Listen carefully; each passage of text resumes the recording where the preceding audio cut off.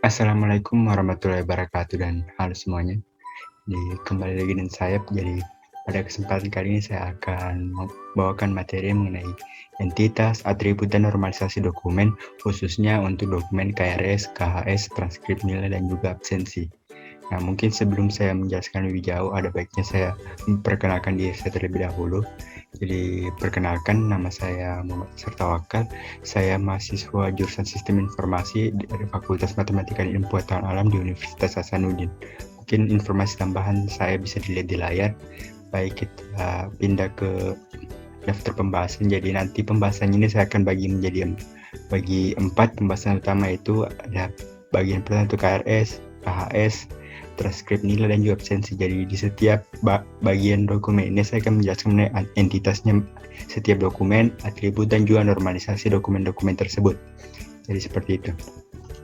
Kita masuk ke pembahasan pertama. Sebelum masuk ke pembahasan pertama, ada beberapa kata kunci penting yang mungkin perlu saya jelaskan terlebih dahulu. Jadi yang pertama itu ada istilah yang dikenal dengan primary key.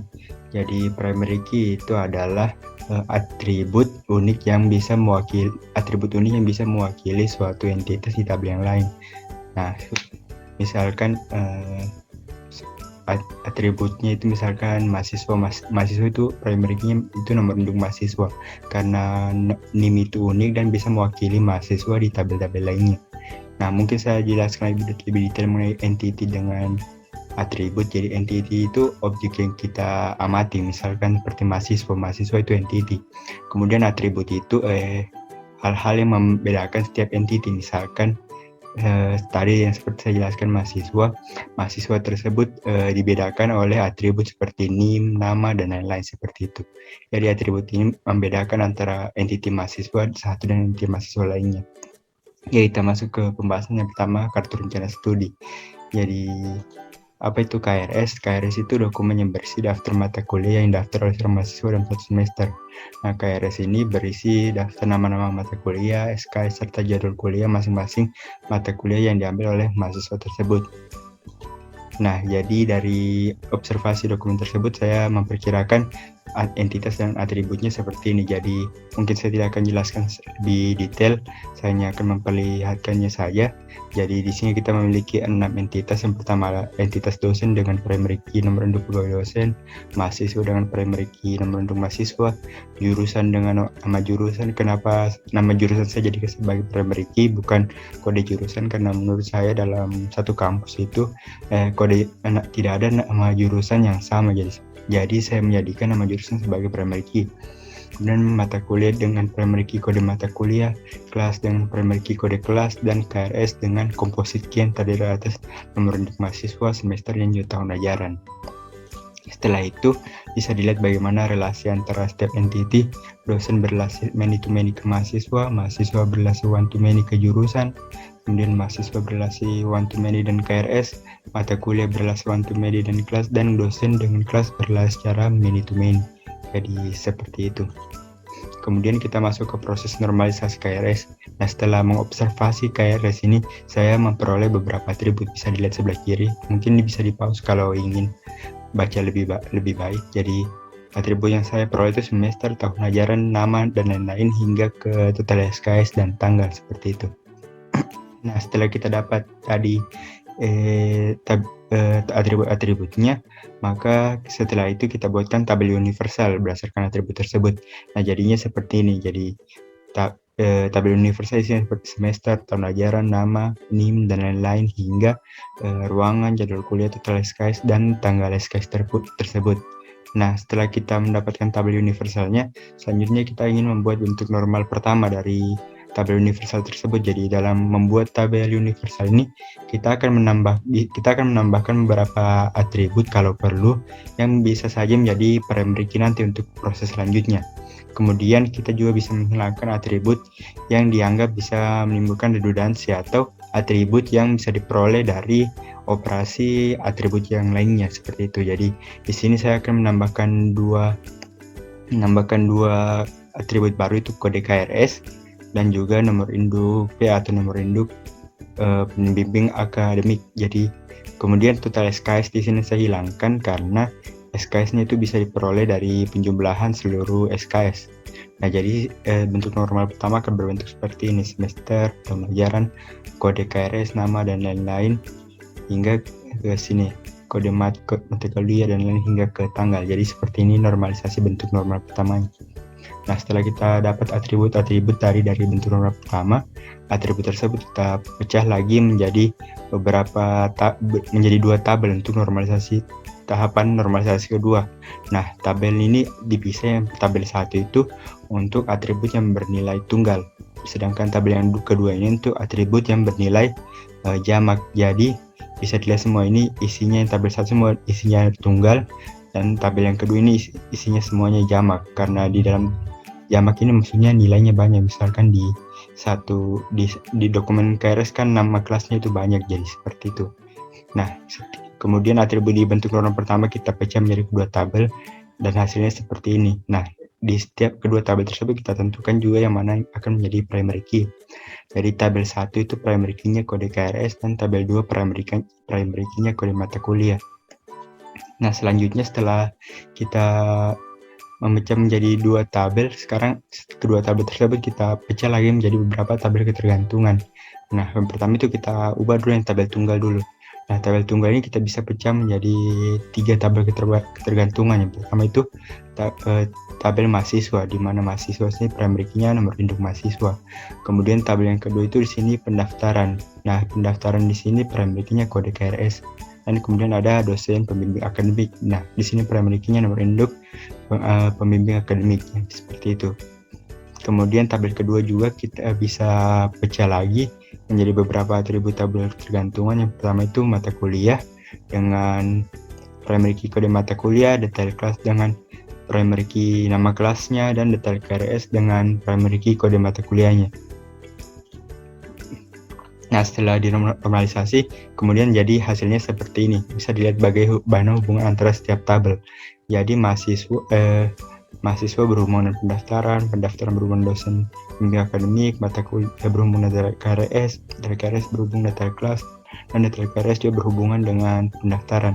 Nah, jadi seperti inilah hubungannya, dan bisa dilihat juga bagaimana primary key dan foreign key dari setiap entitas. Jadi seperti ini. Kemudian kita masuk ke dokumen yang kedua, itu kartu hasil studi. Nah, kartu hasil studi ini dokumen yang berisi daftar nilai pada setiap mata kuliah yang diikuti dalam satu semester. Jadi dalam KHS ini isinya itu nama mata kuliah, hasil mutu, angka mutu, SKS, dan juga mutu tersebut. Dan mutu ini diperoleh dari perkalian antara angka mutu dan juga SKS. Nah, jadi dari hasil observasi dokumen KHS di sini saya peroleh 5 entitas. Jadi entitas pertama itu dosen dengan primary key nomor induk dosen, kemudian mahasiswa dengan nomor induk mahasiswa, jurusan dengan kode jurusan, kemudian mata kuliah dengan kode mata kuliah, dan KHS dengan primary key nomor induk mahasiswa, semester, dan tahun ajaran. Kemudian bisa dilihat seperti ini relasinya. Dosen berlas secara one to many dan mahasiswa berlas secara one to many dan jurusan, mahasiswa berlas secara one to many dan KHS, mata kuliah berrelasinya secara many to many dengan KHS. Jadi seperti itu. Kemudian untuk proses normalisasinya, jadi setelah diobservasi dokumen KHS ini, saya memperoleh beberapa atribut mulai semester, tahun ajaran, nama, NIM, dan lain-lain hingga ke total mutu dan juga GPA. Nah, atribut-atribut tersebut kemudian saya susun jadi sebuah tabel universal sama seperti dokumen sebelumnya, hasilnya seperti ini: dari semester, tahun ajaran, nama, dan lain-lain hingga ke total M dan juga GPA. Jadi seperti itu. Kemudian kita masuk ke bentuk normal pertama. Jadi untuk bentuk normal pertama di sini atribut yang saya akan tambahkan itu kode KHS. Kemudian saya akan menghilangkan total SKS, karena total SKS bisa diperoleh dari penjumlahan seluruh SKS. Kemudian total M juga saya akan hilangkan, karena total M ini bisa diperoleh dari penjumlahan seluruh perkalian antara AM atau angka mutu dengan SKS. M juga sama, bisa diperoleh perkalian antara angka mutu dan SKS, dan juga GPA sama diperoleh dari operasi matematika dari atribut tersebut. Jadi hasil bentuk normal pertamanya seperti ini, semester, tahun ajaran, kode KS, dan lain-lain, hingga hanya tersisa di tabel itu HM, AM, dan juga SKS. Nah, kemudian setelah kita mendapatkan bentuk normal pertamanya, atributnya kita ambil lagi, kemudian kita pecah menjadi dua tabel, yang mana tabel 1 untuk atribut yang bernilai tunggal, dan tabel 2 untuk yang bernilai jamak. Ya, jadi di tabel 1 ini primary key-nya saya menetapkan primary key itu kode KS, dan kemudian tabel kedua itu saya tetapkan primary key-nya itu kode mata kuliah. Nah, setelah itu di tabel pertama, setelah kita memperoleh atribut dari tabel yang bernilai tunggal, tabel nilai tunggal tersebut kita bisa pecah lagi menjadi beberapa tabel ketergantungan. Yang pertama itu mahasiswa dengan primary key nomor mahasiswa, pencapaian dengan dengan primary key kode KS, dan jurusan dengan primary key prodi. Dan tabel kedua juga bisa kita pecah menjadi beberapa tabel ketergantungan. Yang pertama itu ada mata kuliah dengan primary key kode mata kuliah, dan detail KS dengan primary key kode mata kuliah. Nah, setelah itu tabel-tabel yang sudah dipecah tadi dari tabel 1 dan tabel 2 kita buatkan normalisasinya jadi seperti ini. Mahasiswa berhubungan dengan pencapaian saya hubungkan dengan prodi, kemudian detail KS saya hubungkan dengan prodi, kemudian mata kuliah juga dihubungkan ke detail KS. Jadi seperti itu. Nah, kemudian setelah itu kita masuk ke dokumen transkrip nilai. Nah, transkrip nilai ini mirip seperti KS tadi. Jadi transkrip nilai ini dokumen yang berisi daftar nilai pada setiap mata kuliah yang diambil dari seluruh semester yang telah dilalui. Transkrip nilai ini berisi daftar nama-nama mata kuliah yang telah dilalui selama kuliah, kemudian isinya itu HM, AM, SKS, dan juga M dari mata kuliah yang telah dilalui, seperti itu. Kemudian entitas dan atribut transkrip ini mirip-mirip seperti dari KHS, hanya ada perubahan beberapa atribut bisa dilihat. Sini saya akan menjelaskan secara ringkas. Jadi entitasnya sama, dosen dengan primary key nomor induk dosen, mahasiswa dengan nomor induk mahasiswa sebagai primary key, jurusan dengan kode jurusan sebagai primary key, mata kuliah dengan kode mata kuliah sebagai primary key, transkrip nilai dengan primary key yaitu nomor induk mahasiswa. Jadi di sini ada beberapa perubahan. Jadi sebelumnya di atributnya sini ditambahkan tahun masuk karena ini transkrip nilai. Kemudian dihilangkan jika dibandingkan dengan KS, dihilangkan itu semester dengan tahun ajaran. Nah, jadi relasinya seperti ini. Dosen relasi one to many dengan mahasiswa berrelasi one to many dengan jurusan, mahasiswa berrelasi secara one to one dengan transkrip nilai, dan mata kuliah berrelasi secara many to many dengan transkrip nilai. Kemudian untuk normalisasi transkrip nilai ini, setelah mengobservasi dokumennya, saya memperoleh atribut seperti berikut. Jadi atributnya itu nama, nomor induk mahasiswa, fakultas, dan lain-lain hingga total M dan GPA. Mirip-mirip seperti yang di KHS. Nah, kemudian tabel universal ini saya susun berdasarkan atribut saya peroleh, nama, nomor induk mahasiswa, fakultas, dan lain-lain, hingga yang terakhir total SKS, total M, dan juga GPA. Seperti itu. Kemudian untuk normalisasinya di sini, saya tidak akan menambahkan beberapa atribut karena menurut saya sudah ada beberapa atribut yang bisa menjadi primary key di proses normalisasi selanjutnya. Namun di sini saya akan tetap menghilangkan beberapa atribut, yaitu total SKS, total M, dan GPA dengan alasan yang sama seperti di KS, karena bisa diperoleh dari operasi matematika dari SKS dan juga angka mutu. Nah, jadi untuk normalisasi bentuk normal pertama, tabelnya seperti ini: nama, nomor induk mahasiswa, fakultas, dan lain-lain, hingga hanya tersisa HM, AM, dan juga SKS. Kemudian atribut dari bentuk normal pertama tadi kemudian kita pecah lagi menjadi dua tabel, yaitu tabel 1 untuk atribut tunggal dan tabel 2 untuk atribut yang jamak atau nilainya lebih dari 1. Nah, jadi tabel 1 sini primary key-nya itu nomor induk mahasiswa, kemudian tabel 2 itu primary key-nya kode mata kuliah. Nah, setelah itu tabel 1 kita bisa menjadi beberapa atribut tabel ketergantungan. Jadi pertama itu ada mahasiswa dengan nomor induk mahasiswa sebagai primary key, kemudian ada tabel pencapaian dengan nomor induk mahasiswa juga sebagai primary key, dan ada jurusan dengan nama prodi sebagai primary key. Kemudian di sini ada atribut tabel yang kedua juga untuk yang bernilai jamak, kita bisa pecah menjadi beberapa tabel ketergantungan. Yang pertama di sini ada mata kuliah dengan primary key kode mata kuliah, kemudian ada detail KHS dengan primary key kode mata kuliah. Jadi hasil normalisasinya akan seperti berikut. Jadi bisa dilihat seperti ini relasinya, bagaimana primary key setiap entitas tersebut, bagaimana juga foreign key-nya. Jadi hasilnya seperti ini. Mahasiswa berhubungan pencapaian berhubungan dengan prodi, pencapaian juga berhubungan detail transkrip, dan detail transkrip juga berhubungan dengan mata kuliah. Kemudian dokumen yang terakhir itu dokumen absensi. Jadi dokumen absensi ini berisi daftar mata kuliah yang didaftar oleh seorang mahasiswa. Nah, jadi dokumen ini itu akan berisi daftar nama-nama mahasiswa yang terdapat dalam sebuah kelas bersama dengan nama dosen pengajarnya hingga kolom untuk mengecek kehadirannya. Mungkin saya koreksi, jadi dokumen absensi ini sebenarnya itu dokumen yang berisi mengenai nama-nama mahasiswa dalam satu kelas. Jadi seperti itu. Nah, jadi entitas dan atribut dari absensi ini itu pertama ada mata kuliah dengan primary key kode mata kuliah, kelas dengan primary key kode perkuliahan, dosen dengan primary key nomor induk pegawai dosen, kehadiran dengan primary key ID kehadiran. Di sini agak berbeda, kenapa ada titik? Maksudnya di sini atribut dari kehadiran itu banyak, dari pekan 1, pekan 2, pekan 3 seterusnya hingga ke pekan yang ke-8.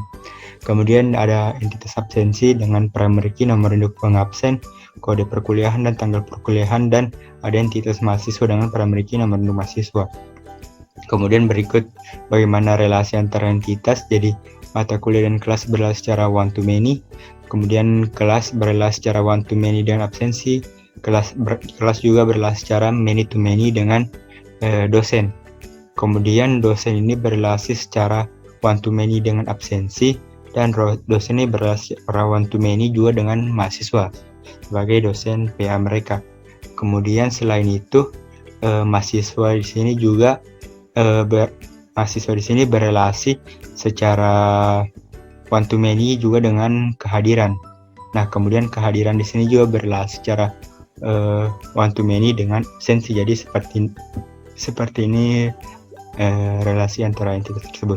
Kemudian normalisasi, jadi dari observasi absensi ini saya memperoleh beberapa atribut, yaitu dosen, kelas, kode mata kuliah, dan lain-lain hingga ke ketua prodi. Nah, jika disusun tabel universalnya hasilnya seperti ini. Nah, tabel universalnya seperti dosen, kelas, kode mata kuliah, dan lain-lain. Hingga di sini saya mengubah tulisan pekan 1 hingga pekan 8 menjadi tanggal pertemuannya, jadi atributnya jadi 28 September, 5 Oktober, dan lain-lain hingga ke ketua prodi. Kemudian setelah itu untuk bentuk normal pertama, di sini saya tidak akan menghilangkan beberapa atribut, namun di sini saya akan menambahkan beberapa atribut yang menurut saya penting untuk primary key nantinya. Jadi pertama itu saya akan menambahkan nomor induk pegawai dosen, kemudian nomor induk ketua prodi, dan juga ada kode absensi. Nah, jadinya seperti ini. Bentuk normal pertama itu terdiri atas kode absensi, dosen, nomor induk dosen, dan lain-lain hingga seluruh pertemuan hingga terakhir nomor induk ketua dan juga ketua prodi, seperti itu. Kemudian bentuk normal pertama di sini kita bisa pecah lagi menjadi tabel 1 untuk nilai tunggal dan juga tabel 2 untuk nilai jamak. Nah, jadi untuk tabel 1 itu primary key-nya itu kode absensi, kemudian tabel 2 itu primary key-nya itu nomor induk mahasiswa. Nah, kemudian untuk tabel 1 kita bisa pecah menjadi 4 tabel ketergantungan, yaitu pertama ada tabel pengajar di mana primary key-nya nomor induk dosen, kemudian perkuliahan dengan primary key kode mata kuliah, kemudian pencatatan dengan primary key kode absensi, dan ketua jurusan dengan primary key nomor induk ketua prodi. Kemudian untuk tabel 2 juga kita bisa pecah menjadi beberapa tabel ketergantungannya. Mahasiswa pertama primary key-nya nomor induk mahasiswa, kemudian tabel yang kedua itu isi absen dengan primary key-nya itu nomor induk mahasiswa. Nah, jadi hasil normalisasinya akan jadi seperti berikut. Bisa lihat bagaimana primary key dan foreign key setiap entitas. Jadi pertama itu pencatatan ini, entitas pencatatan berhubungan pengajar, pencatatan berhubungan mata kuliah, dan perkuliahan, pencatatan berhubungan ketua jurusan, kemudian mahasiswa di sini berhubungan dengan isi absensi, dan isi absensi ini berhubungan pencatatan. Jadi seperti itu. Nah, jadi itu saja mungkin yang saya bisa sampaikan. Semoga materi ini bermanfaat. Lebih dan kurangnya mohon maafkan. Wassalamualaikum warahmatullahi wabarakatuh, dan sampai jumpa di pertemuan selanjutnya.